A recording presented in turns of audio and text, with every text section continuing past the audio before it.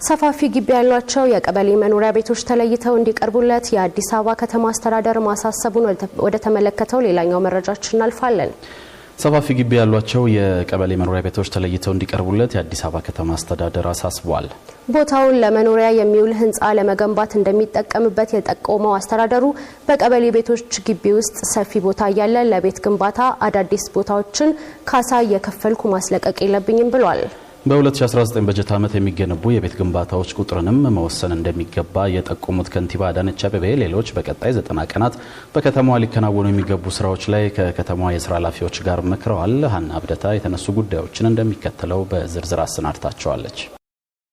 የአዲስ አበባ ከተማ አስተዳደር በተለያዩ ዘርፎች በቀጣይ 90 ቀናት ማለትም ከሰኔ 9 እስከ ጳጉሜ 5 ቀን 2018 ዓ.ም ድረስ ሊከናወኑ በሚገባቸው እቅዶች ዙሪያ ከመንግስት የስራ ኃላፊዎች ጋር ውይይት በማካሄድ አቅጣጫ አስቀምጧል። በቀጣይ 90 ቀናት ለማከናወን ከታቀዱ ተግባራት ውስጥ የስራ ዕድል ፈጠራን የተመለከተው አንዱ ሲሆን ከ170 ሺህ በላይ ለሚሆኑ ወጣቶች የስራ ዕድል ለመፍጠር መታቀዱን የአዲስ አበባ ከተማ አስተዳደር ከንቲባ አዳነች አቤቤ ገልጸዋል። ታዲያ የስራ ዕድል ከመፍጠር ባለፈ ወጣቶቹ መስራት የሚችሉበት መስክ እንደ ዝንባሌያቸው እንዲለይና ከተለመዱ ዘርፎች ወጣ ብሎ ማየት እንደሚገባ ከንቲባ አዳነች አቤቤ ተናግረዋል። የመስሪያ ቦታን በተመለከተም 12000 ካሬ መሬት መዘጋጀቱን የጠቆሙት ከንቲባዋ አዳዲስ የመስሪያ ቦታዎችን ማሰብ ተገቢ መሆኑንም አሳስበዋል።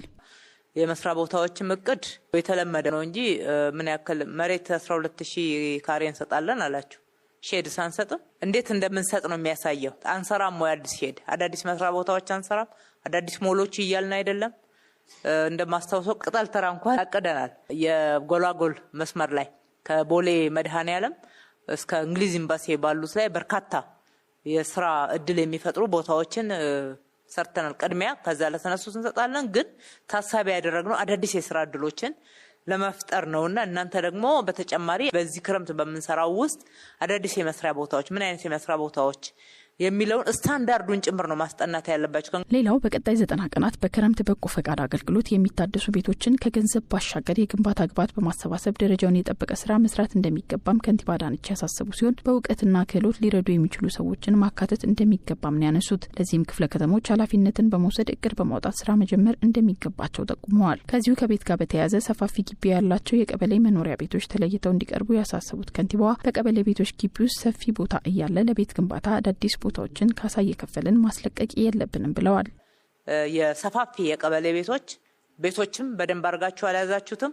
ለይታችሁ ከሆነ ከነካርታቸው ከነቦታቸው ስጡን። እኛ አዳዲስ መሬቶችን ካሳ እየከፈልን ተጨማሪ ወጪ እየተዳረግን ነው ቤት እየገነባን ያለነው። በአንድ ቀበሌ ቤት በትንሽ የደሳሳ ቤት ግን ሰፋፊ ቦታዎች ተይዘው አመራራችን ቤት የሚገነባው ቪላ ቤት ገና ብዙ ማህበረሰብ እኮ ነው ምን ያደርግልናል ቪላ ቤትኛ ትልልቅ ቤቶችን ገንብተን እዛ ቦታ ላይ ሊቀመጥ የሚችል 2G+4 G+5 G+7 መስራት እየቻል መልሰን ቦታ እያባከነን ያለ ነው። እሱ ደግሞ የመረጃ ጥረት ስላለብን ነው። ክፍለ ከተሞችም እንድታዩ ይሄ በቃ መዋል ያለበት እዛ መልሰን ቤት ለመጠገን አይደለም። እንደዚህ አይነት ቦታ ያለበት ይሄ መመሪያ ነው። መመሪያው በሜር ኦፊስ ይወርዳል። እንደዚህ ሰፋፊ ግቢ ያላቸው የመንግስት ቦታዎች ለቤት ጥገና በምንም አይነት አይውሉ።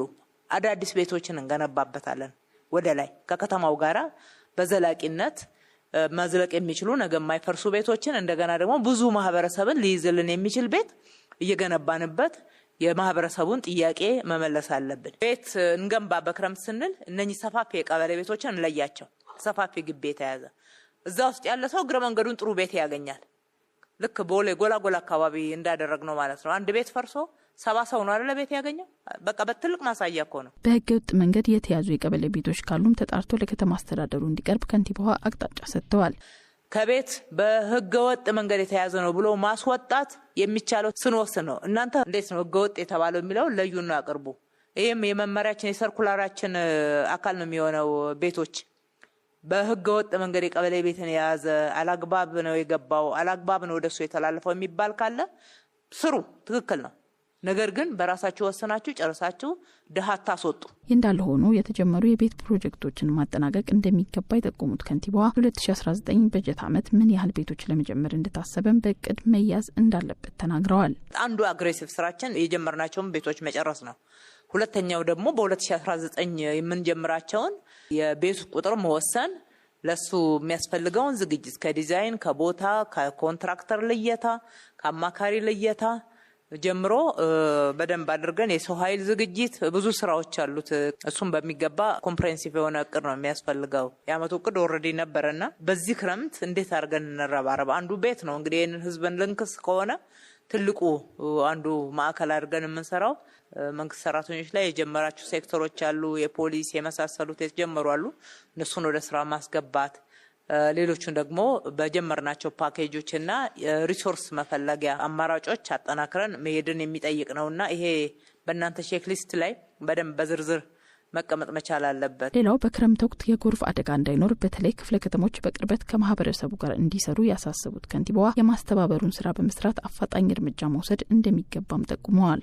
በምንም አይነት ይህን ሁሉ የከተማ ትራንስፎርሜሽን ሰርተን አዲስ አበባ የዓለም መነጋገሪያ ሆነ ብዙ የአፍሪካ ወንድሞች እህቶቻችን መነጋገሪያ ሆነ በክረምት ጎርፍ መጥቶ ይሄን ያክል ሰው አጠቃይናል ቤት በፍጹም ዲዘርቭ አናረግም። ከፍ ያለውን የከተማችንንና የሀገራችንን ስም ይዞ የተነሳውን ስራ በጣም ያጎድፈዋል። በኮሪደር በሰራንባቸው ቦታዎች ላይም ምናልባት በሚሰራበት ሰዓት የታለፉ የተዘጉ በወቅቱ ያልታዩ ካሉ ክረምቱ ሲመጣ ቶሎ እናገኛቸዋለን።